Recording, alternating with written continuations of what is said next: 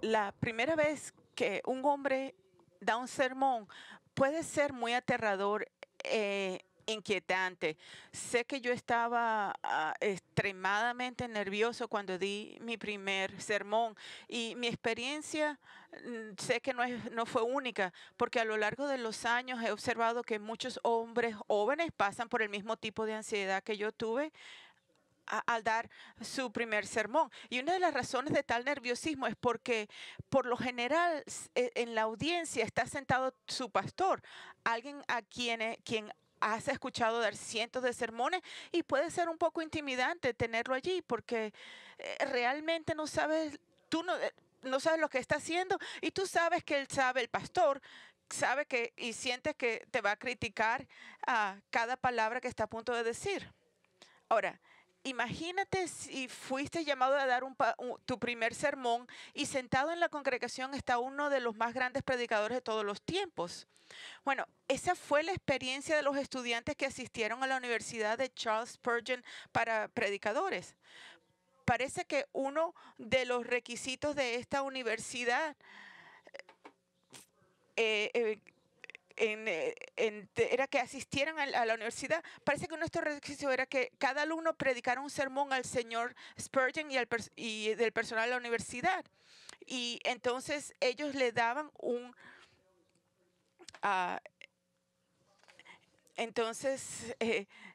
en una de estas ocasiones, un estudiante recibió el tema de Zaqueo para predicar.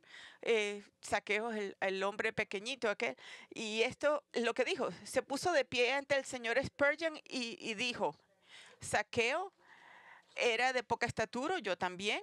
Zaqueo estaba en un árbol, yo también. Zaqueo bajó, yo también bajaré. Y con eso se sentó y eso fue todo. Ese fue el sermón. Digo que al menos tenía 3 puntos y una aplicación. Pero por difícil que haya sido, no creo que nadie pueda superar la mala experiencia de Ron Walters, vicepresidente de la estación de radio Salem. Yo lo he conocido. Su experiencia al predicar su primer sermón cuando era un adolescente, y ellos y él siempre tendrá compasión y simpatía por un hombre que predica su primer sermón. Él escribe, ¿alguno de nosotros olvidará nuestro primer sermón? Por duro que lo haya intentado, no puedo. Fue titulado Llamado a abundantes labores. De hecho, toda la idea fue inventada por los entrometidos crueles del Comité de Educación Cristiana. Pensaron que sería un gran deporte si un par de adolescentes con mentalidad ministerial predicaran un domingo por la noche, ya sabes, la versión del programa ídolo americano de una iglesia. El servicio de la tarde se abrió como siempre lo hicieron, un poco de canto, anuncios aburridos, una ofrenda, y luego fue nuestro turno. El otro cabarello habló primero. A los 14 años éramos de la misma edad y supuse de igual talento. Yo estaba equivocado. Comenzó sin problemas, abriendo con una pequeña broma, fingió una risa, hizo con un gesto con confianza. La multitud parecía impresionada. Sus 3 puntos fueron aliterados. Él estaba rápidamente irritándome. Citó las escrituras de memoria y cuando él terminó, el lugar estalló en aplausos. Luego fue mi turno y caminé hacia el micrófono y sentí como si que estaba caminando por la plancha. Me sentía con demasiada náusea para estar nervioso. Hice último ajuste al clip de mi corbata, el cual voló en el vaso de agua derramándose sobre mis notas escritas a mano, y mis notas del sermón ahora parecían pinturas con los dedos. La congregación comenzó a reírse. Mis rodillas no estaban tocando, no estaban allí, estaban desaparecidas. No tenía broma, chiste, ni bosquejo, ni rima, ni razón. 12 minutos después terminé. La iglesia fue asediada por sudores fríos. Mi madre tomó su primer aliento. El pastor se encogió, los ángeles lloraron. Fue la peor noche de mi vida. Y Dios, con su voz apacible, dijo, acostúmbrate, niño, te he llamado a predicar. De repente las palabras, él usa las tonterías de este mundo, tenía un significado completamente nuevo. El asno de Balaán se veía horrible y familiar.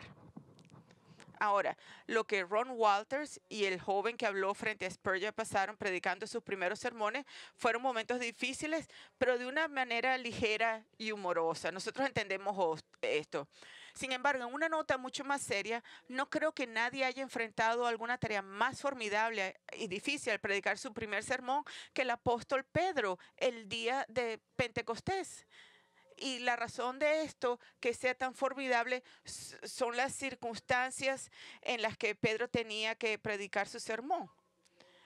Primero que la audiencia estaba compuesta por algunas de las mismas personas que días antes habían clamado por Jesús para ser crucificado y lo habían entregado a las autoridades romanas para su ejecución.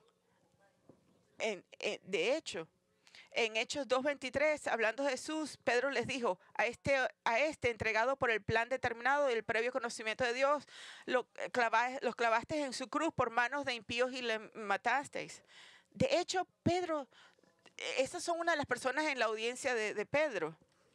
De hecho, un paso más adelante en su sermón, al acusarlos de crucificar a Jesús, él dice en el verso 36, sepa pues con certeza toda la casa de Israel que este Jesús a quien vosotros crucificasteis, Dios le ha hecho Señor y Cristo.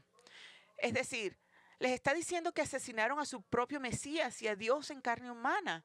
Entonces la multitud estaba formada por muchas personas que habían sido hostiles a Jesús. En segundo lugar, el primer sermón de Pedro fue desalentador porque algunas personas en su audiencia eran burlonas y acababan de insultarlo a él y a los otros creyentes que hablaban en lenguas, acusándolos de estar borrachos. Dice eso en el versículo 2:13. Y entonces...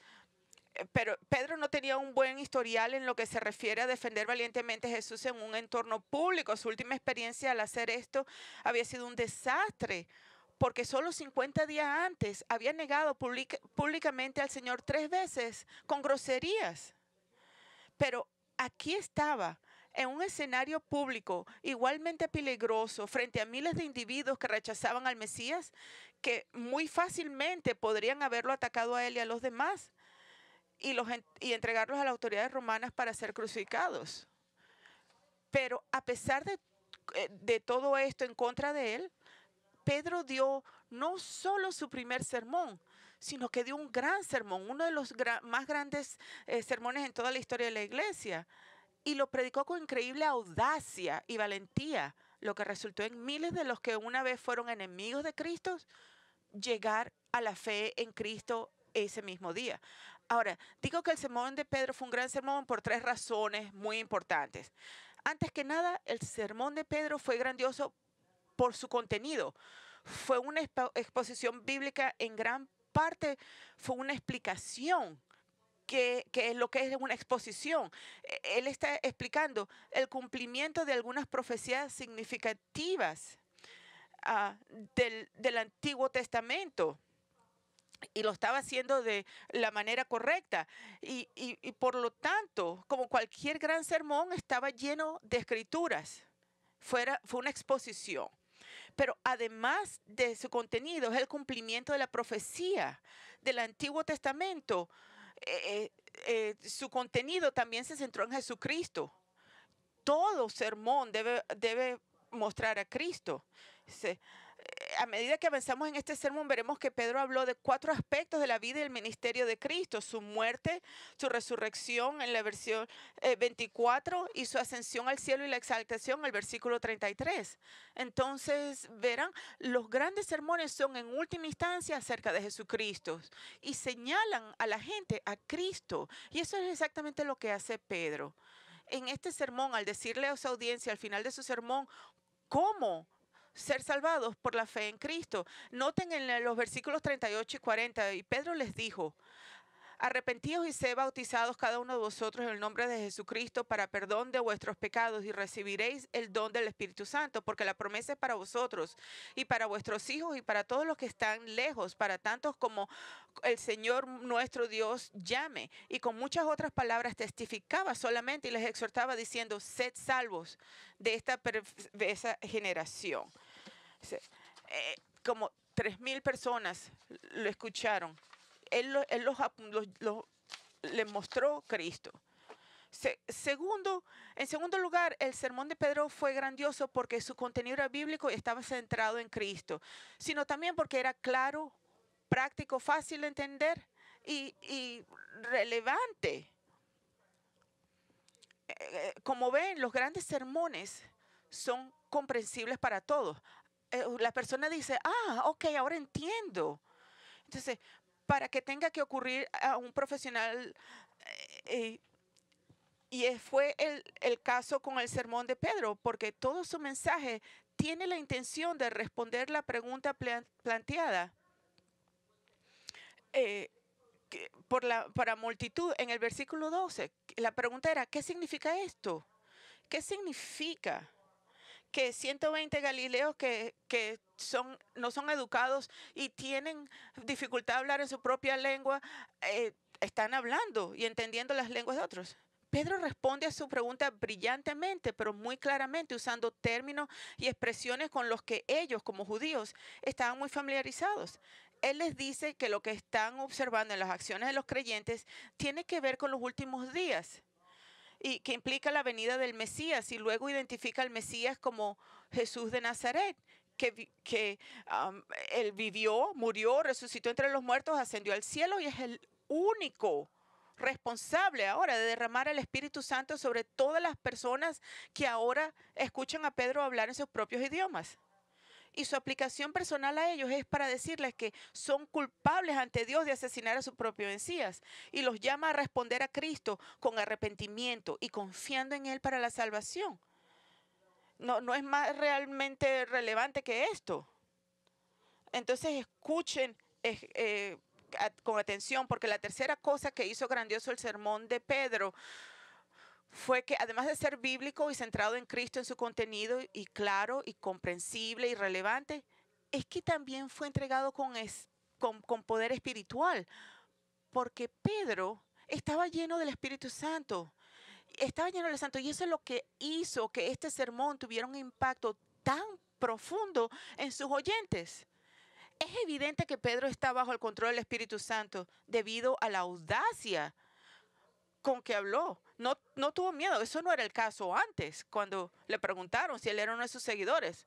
Él no tuvo miedo de proclamar a Cristo y el Evangelio. Y cuando un hombre está bajo el control del Espíritu Santo, sus sermones tienen poder, y las vidas y son cambiadas, y los corazones. En este caso, 3,000 vidas fueron cambiadas cuando llegaron a la fe en Cristo. En el versículo 41, y evidenciaron que se habían convertido por su conducta. En el versículo 42,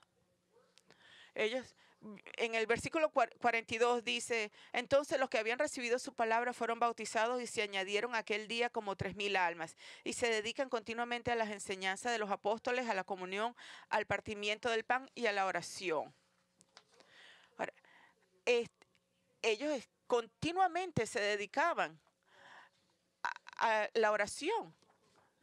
Entonces, aquí hay personas que odiaba a Cristo, lo habían crucificado, y ahora amaban a Cristo y continuaban enseñando, orando y las cenas.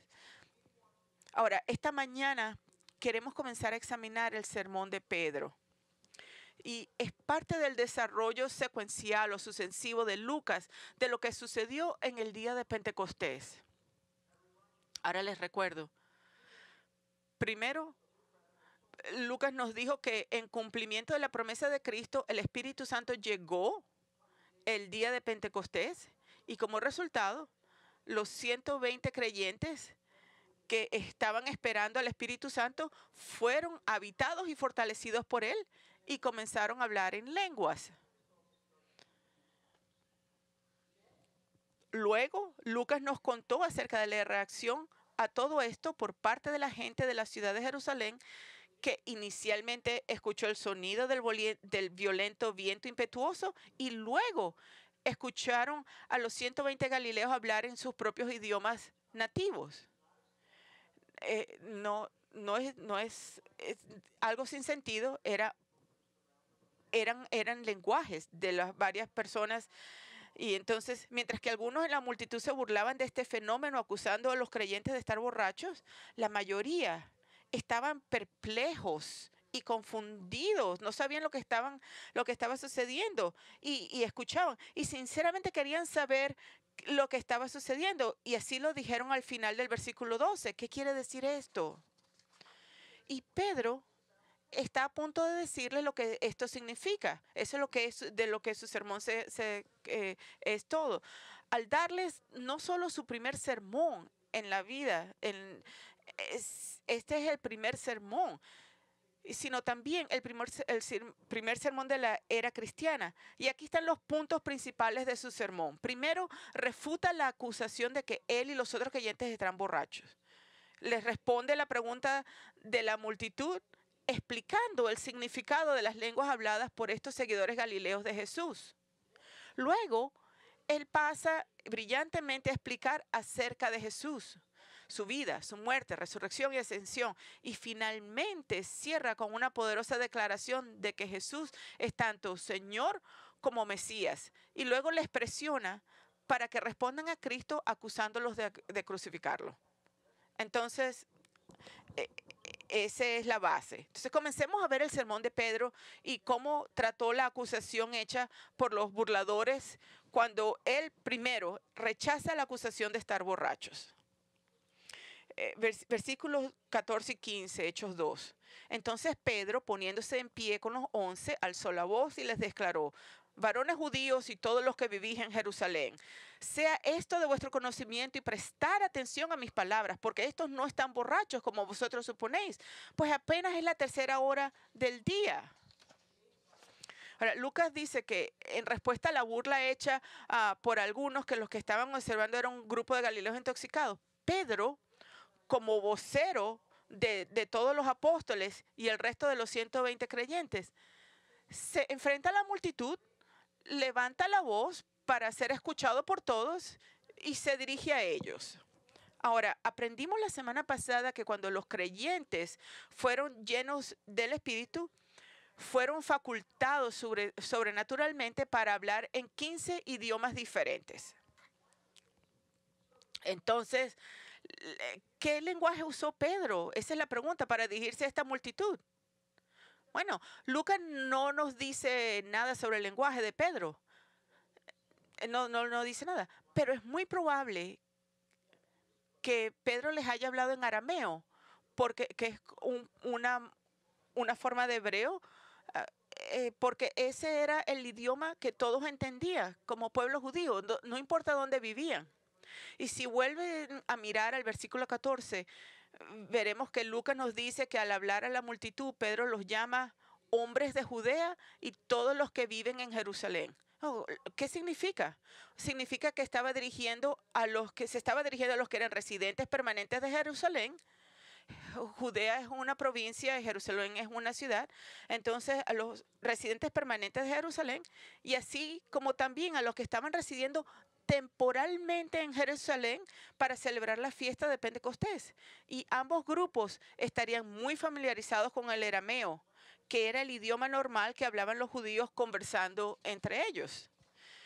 Y entonces, hablando en su arameo familiar, lo primero que hace Pedro es descartar el error tonto de aquellos que pensaban que esta gente estaban borrachos. Y lo hace apelando al sentido común. Vamos a leer el versículo 15. Porque estos no están borrachos como vosotros suponéis, pues apenas es la hora tercera del día. Pedro dice, probablemente señalando a los apóstoles, que estos hombres no pueden estar borrachos. ¿Por qué? Porque no tendría ningún sentido, ya que es solo la tercera hora del día. Escuchen, la tercera hora del día en aquel tiempo eran las 9 de la mañana, ya que el pueblo judío consideraba que la mañana comenzaba con el amanecer, que es alrededor de las 6 de la mañana. Por lo tanto, la tercera hora del día es alrededor de las 9 de la mañana. Entonces, lo que Pedro les está diciendo es que su acusación de embriaguez debe ser descartada basándose en algo que todos entendían, y es que las personas no se embriagan normalmente a las 9 de la mañana. Hay excepciones a las reglas, pero 120 de ellos, especialmente un judío, en una fiesta santa, como el día de Pentecostés, esa es una tontería. Ahora, esa es su manera de decir esto. Antes de dejar esta declaración de apertura del sermón de Pedro, quiero señalarles algo que es más importante.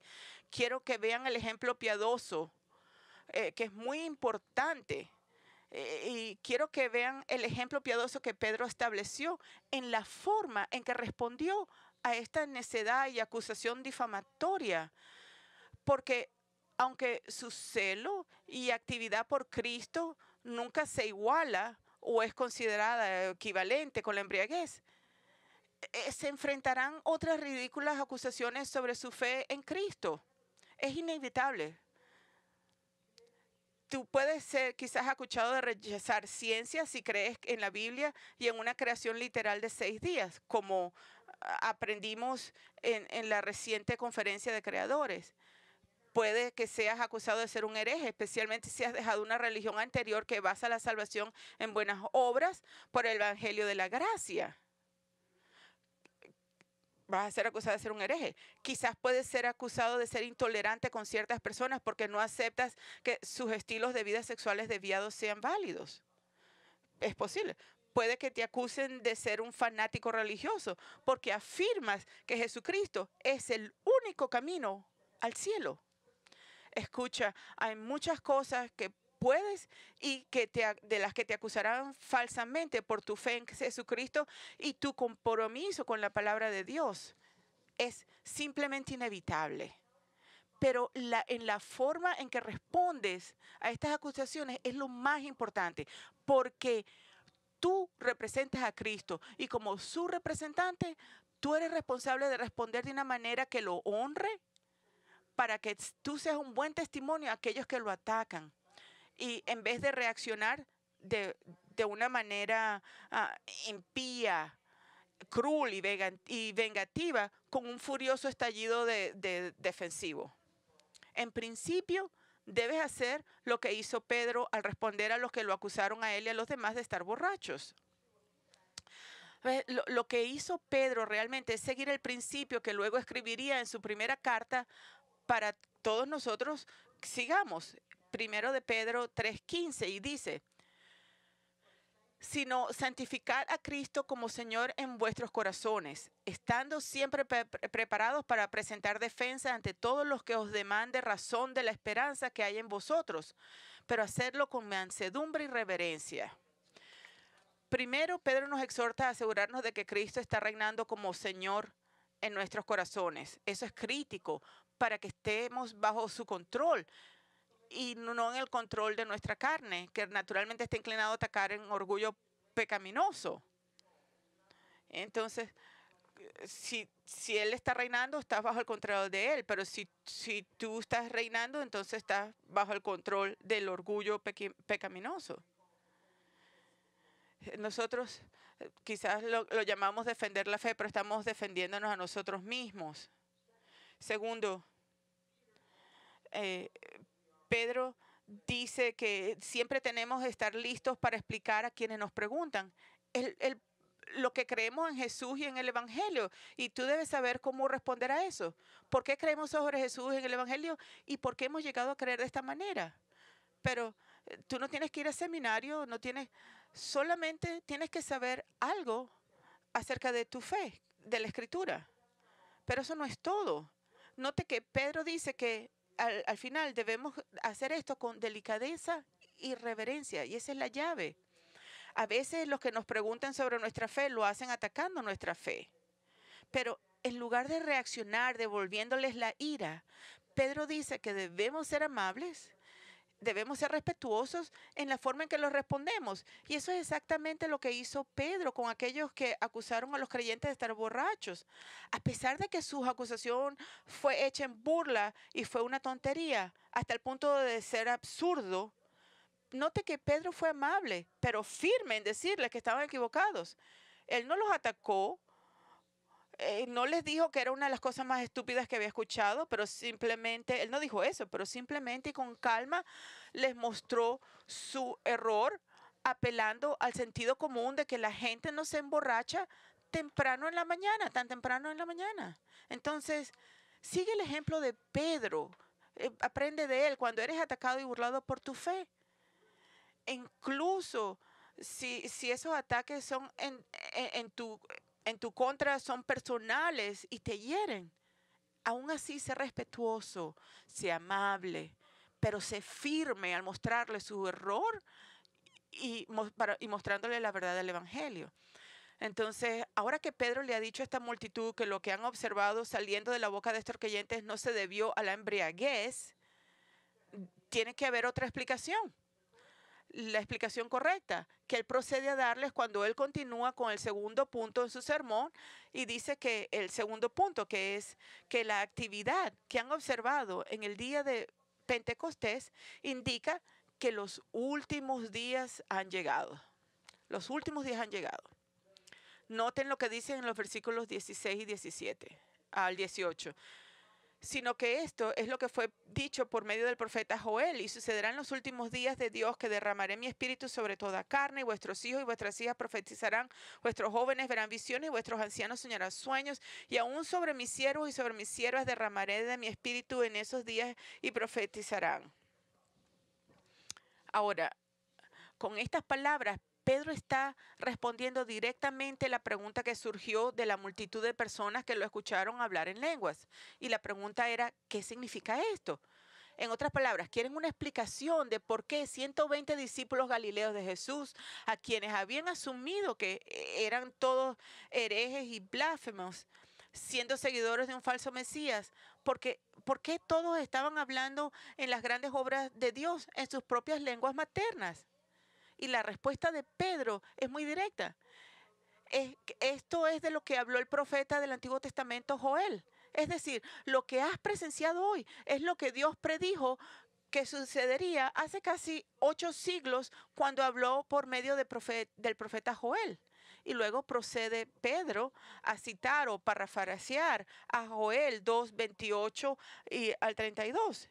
Y note, y esto es muy importante, que la clave para interpretar esta profecía de Joel e interpretar lo que Pedro ahora está explicando es entender lo que significan las primeras palabras del versículo 17.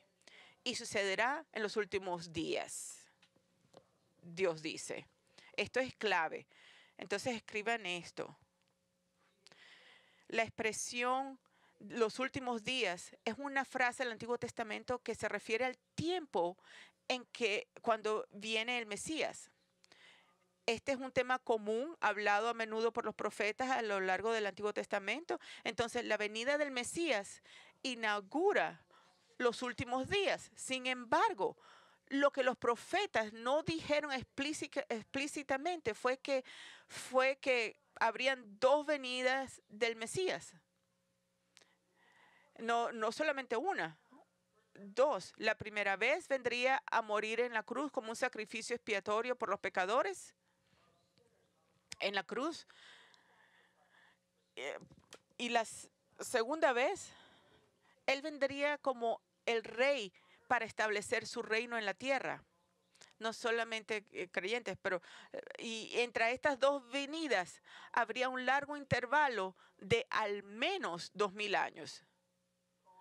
Este es un largo intervalo y este es el tiempo en el que estamos viviendo en este momento, comúnmente conocido como la era de la iglesia, un tiempo cuando Dios está salvando a muchos gentiles, algunos judíos, pero principalmente gentiles, mientras construye su cuerpo, la iglesia. Ahora, escuchen con atención, contrario a lo que algunas personas piensan, esos últimos días no se refieren a los días inmediatamente anteriores a la segunda venida de Cristo. A menudo pensamos en esto, pero no es así. Más bien se refieren al periodo de tiempo que comenzó con la primera venida de Cristo y terminará cuando regrese para establecer su reino en la tierra.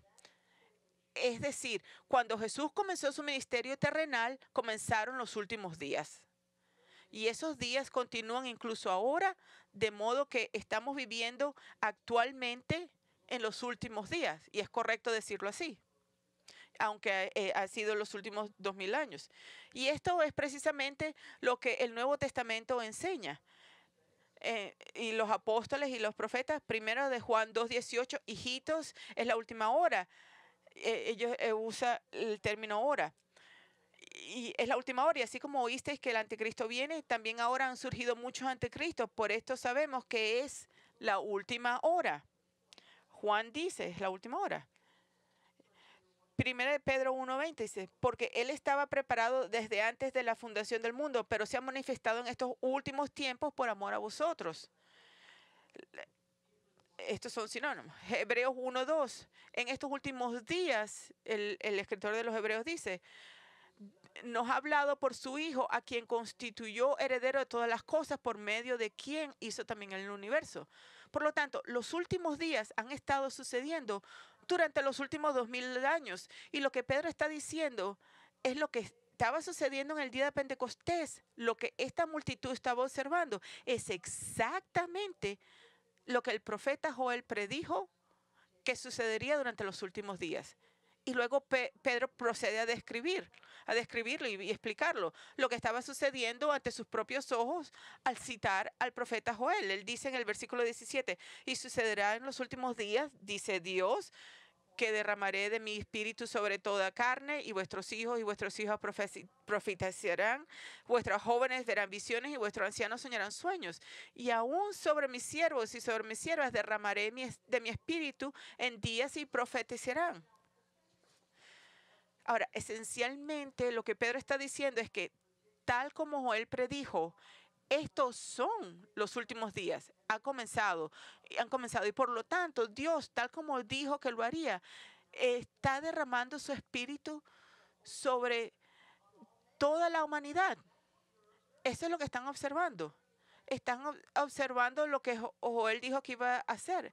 Dios está derramando su espíritu sobre toda la humanidad. Y no significa y por toda la humanidad no significa cada persona. Solo significa a los hijos de Dios. Y él aclara esto al mencionar todo tipo de personas independientemente de su género. Hijos e hijas, es decir, hombres y mujeres. Dice, independientemente de su edad, hombres, jóvenes y ancianos. E independientemente de su estatus social, esclavos, es decir, personas de todas las clases sociales. Esto es lo mismo que Jesús prometió a sus discípulos cuando dijo que todos serían habitados por el Espíritu Santo. En lugar de solo unas pocas personas selectas que tienen el Espíritu Santo viniendo sobre ellos, como en el tiempo del Antiguo Testamento, ahora en estos últimos días, en los años de la iglesia, el Espíritu Santo ha sido entregado a todo el pueblo de Dios. Entonces, lo que Pedro está explicando a esta multitud es que lo que estaba sucediendo ante sus propios ojos es que habían llegado los últimos días y por lo tanto Dios había comenzado a derramar su Espíritu sobre su pueblo. Y es por eso que estos 120 judíos galileos estaban hablando idiomas que nunca habían estudiado, porque estaban realmente profetizando en el sentido de que están declarando la palabra de Dios. Y lo que están algunos, y lo que es más, algunos de ellos declararán su palabra, sus convicciones y sueños que Dios les dará. Entonces, déjenme explicar.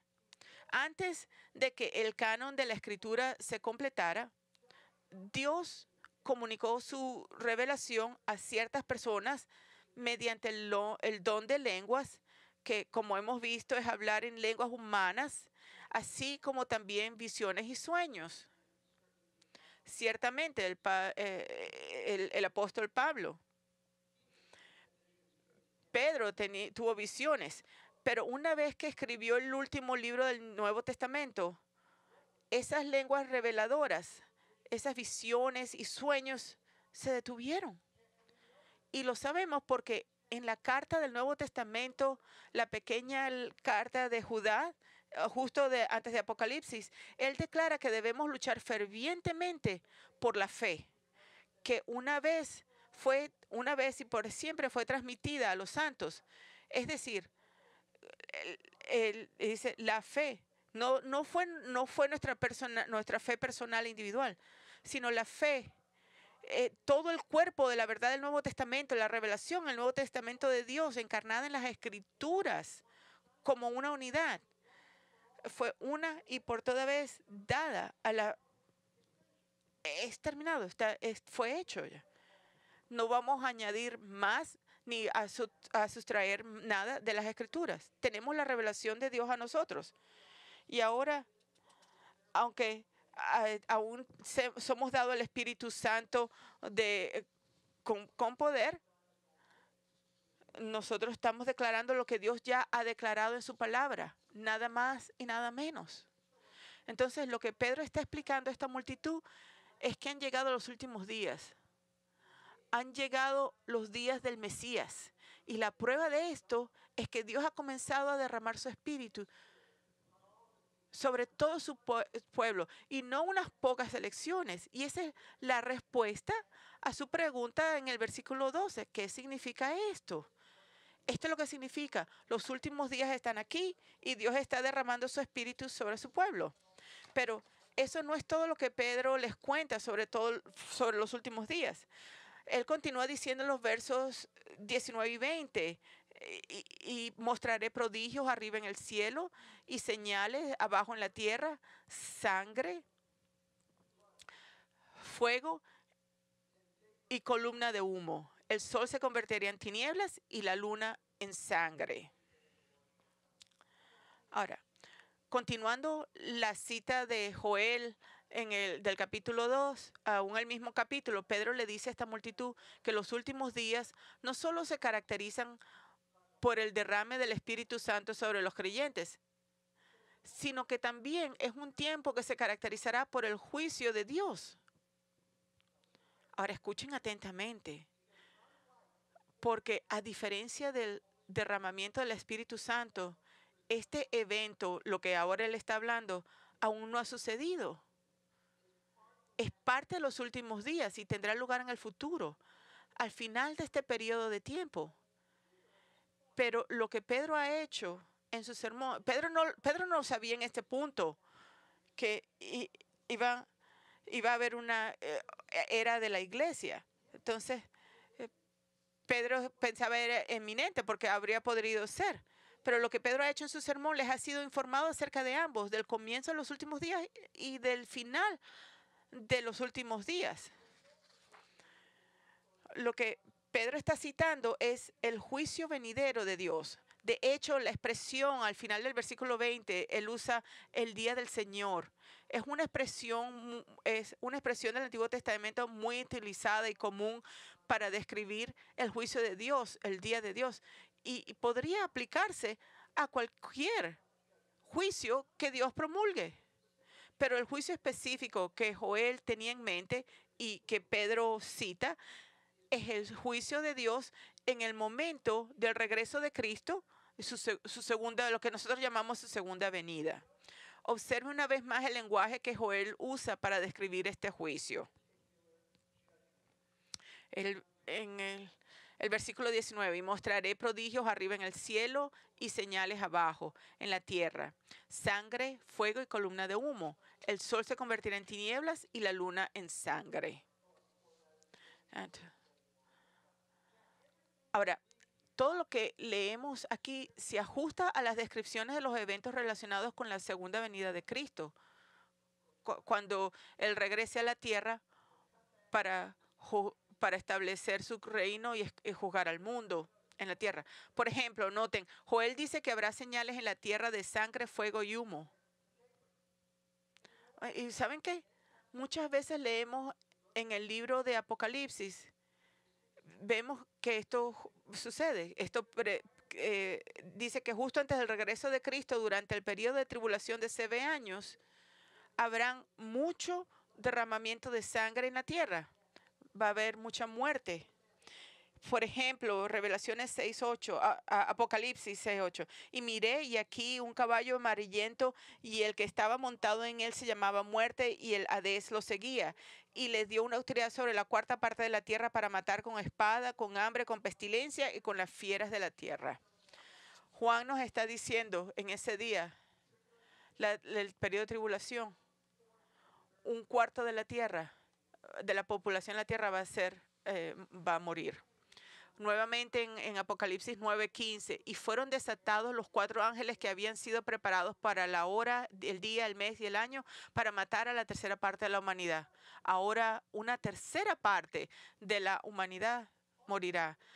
También el libro de Apocalipsis habla de un fuego en la tierra durante este tiempo, en Apocalipsis 8, de ciertos juegos, dice 7 al 10. El primero tocó la trompeta y vino granizo y fuego mezclados con sangre y fueron arrojados a la tierra y se quemó la tercera parte de la tierra. Se quemó la tercera parte de los árboles y se quemó toda la hierba verde. El segundo ángel tocó la trompeta y algo como una gran montaña ardiendo en llama fue arrojado al mar, y la tercera parte del mar se convirtió en sangre y murió la tercera parte de los seres que estaban en el mar y que tenían vida, y la tercera parte de los barcos fue destruida. El tercer ángel tocó la trompeta y cayó del cielo una gran estrella ardiendo como una antorcha, y cayó sobre la tercera parte de los ríos y sobre los manantiales de las aguas. También en el tiempo de la tribulación será un tiempo de vapor en la tierra. ¿Qué significa? Significa humo. Leemos en Apocalipsis 9, 1 al 3. El quinto ángel tocó la trompeta y vi una estrella que había caído del cielo a la tierra y se le dio la llave del pozo del abismo. Cuando abrió el pozo del abismo subió humo del pozo como el humo de un gran horno, y el sol y el aire se oscurecieron por el humo del pozo, y del humo salieron langostas sobre la tierra y se les dio poder como tienen poder los escorpiones de la tierra. Es una descripción de terror. Esos son, pero además de las señales en la tierra, y hay más, el día del Señor, de acuerdo a Joel, también será un tiempo de maravillas en el cielo arriba. Específicamente el sol se convertirá en tinieblas y la luna en sangre, lo que significa que el sol no emitirá su luz normal y la luna tomará una apariencia similar a la sangre. Y no significa que la luna va a ser sangre literalmente, sino ese color. Y son los tipos de trastornos cósmicos en los cielos que Jesús habló para describir las condiciones en relación con su segunda venida. Esto fue lo que le dijo a sus discípulos en Mateo 24, del 29 al 30. Pero inmediatamente después de la tribulación de esos días, el sol se oscurecerá, la luna no dará su luz, las estrellas caerán del cielo y las potencias de los cielos serán sacudidas. Entonces aparecerá en el cielo la señal del Hijo del Hombre, y entonces todas las tribus de la tierra harán duelo y verán al Hijo del Hombre que viene sobre las nubes del cielo con poder y gran gloria. Ahora, Jesús dijo que justo antes de que Él regrese habrán cambios en los cielos, específicamente que la tierra se oscurecerá. ¿Por qué? Porque Dios apagará la luz del sol, la luna y las estrellas. Y luego Él iluminará el cielo. Cuando Jesús en toda su gloria chequina regrese a la tierra desde el cielo. ¿Y cuál será la respuesta de la gente en la tierra? Mientras que ellos vean estos, Jesús dice que llorarán porque saben que está regresando para juzgarlo por su rechazo hacia Él y su rebelión y desobediencia a Dios. Y ellos llorarán porque ya no tienen más tiempo. Y eso es exactamente de lo que se trata el día del Señor que Joel predijo, el juicio de Dios. Y es por eso que Pedro cerró esta parte de su sermón en el versículo 21 con una cita de Joel acerca de la liberación de este juicio. Y sucederá que todo aquel que invoque el nombre del Señor será salvo. Es decir, aunque viene el juicio de Dios, aquellos que se vuelvan al Señor para su salvación serán salvados de este juicio. Pedro dice esto intencionalmente. Él no tenía que citar esto, pero él quiere que esta multitud entienda que necesita, su gran necesidad no es no saber qué es lo que está sucediendo, sino que es ser salvados de sus pecados. They need ellos necesitan ser salvos del juicio venidero de Dios y entonces necesitan invocar el nombre del Señor para salvar sus almas. Y que Él se está refiriendo es el Señor a quien necesitan llamar para la salvación es Jesucristo. Y eso es exactamente en la dirección que Pedro va con su sermón. Porque cuando continuemos este estudio la próxima semana, veremos que su siguiente punto en su sermón es explicarles que Jesús de Nazaret es su Mesías y aquel a quien necesitan llamar para ser salvados del juicio de Dios por su pecado, porque no hay otro nombre además del nombre de Jesucristo. Entonces escuchen, el juicio viene. Tú puedes sentirte muy cómodo ahorita, pero la palabra de Dios es verdadera. Así como Joel predijo que el Espíritu sería derramado sobre el pueblo de Dios y lo fue, así como Joel lo predijo, que predijo que ahora el juicio derramaría sobre todos los que han ignorado a Jesucristo y lo hará. Entonces, antes que sea demasiado tarde, si tú no conoces a Cristo, arrepiéntete de tus pecados, reconócelo como rebelión y desobediencia a Jesucristo. Apela a Él para que te salve. Confía en su muerte, en la cruz que Él pagó por tus pecados, en esa cruz. Y entonces experimentarás la salvación del juicio eterno. Y si Cristo ya es tu Salvador, y tú sabes, entonces, ¿qué aprendes de este sermón? Gracias, Señor, por tu Espíritu Santo. Tú quizás no hables en lenguas, tú no tienes revelaciones nuevas, pero tú tienes el Espíritu Santo que te ayuda todos los días, que te da poder todos los días. Él te da entendimiento de su palabra, toda la palabra de Dios completa, que te da fuerzas. Y Él hace tu camino con Dios y tu carácter más como Jesucristo. Y dale gracias a Dios por la palabra de Dios que está completa. No necesitamos más revelación, sino necesitamos entender y aplicar lo que ya nos ha dado. No necesitas sueños, visiones. Tú tienes todo.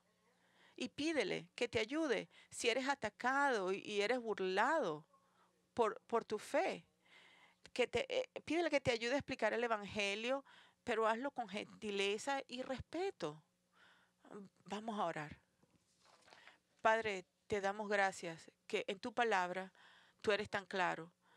Gracias por este gran sermón que le inspiraste a Pedro a dar. Él contesta preguntas, pero también nos atrae a Cristo. Aunque sabemos que el juicio va a venir, sabemos que para algunos eso es una tontería porque se sienten cómodos y no se pueden imaginar un mundo de muerte y sangre, vapores y estos señales en el cielo, pero tu palabra es verdad, la imaginemos o no, tu palabra es verdad. Y aquellos que están escuchando, si tú no conoces a Cristo, que te llamen, que clamen a ti para ser salvados, que reconozcan sus pecados, que reconozcan que Cristo murió por sus pecados y que lo confíen en Cristo solamente para la salvación. Y te pido por el resto de nosotros que nos fortalezcas en la palabra de Dios. Es verdad, que tu palabra es verdad, que la recibamos. Fue profetizada 8 siglos antes que Pedro predicara. Exactamente sucedió lo que tú dijiste que iba a suceder. Te damos gracias. Le damos gracias al Espíritu Santo que vive en nosotros. Y Él es el miembro que nos olvidamos de la Trinidad. No hablamos tanto de Él. Nosotros, pero el ministerio del Espíritu es llevarnos a Cristo, pero le damos gracias. Te damos gracias que tú lo has enviado a vivir en nosotros. Y te pedimos que nos ayudes a tener en mente y estar consciente todo el tiempo de que Él vive en nosotros. Entonces, Padre, también te pedimos que cuando seamos atacados por nuestra fe, ayúdanos a no ser defensivos, que no ser violentos como cuando te representamos, pero ser gentiles y hablar con respeto. Esto te lo pedimos en el nombre de Jesús. Amén.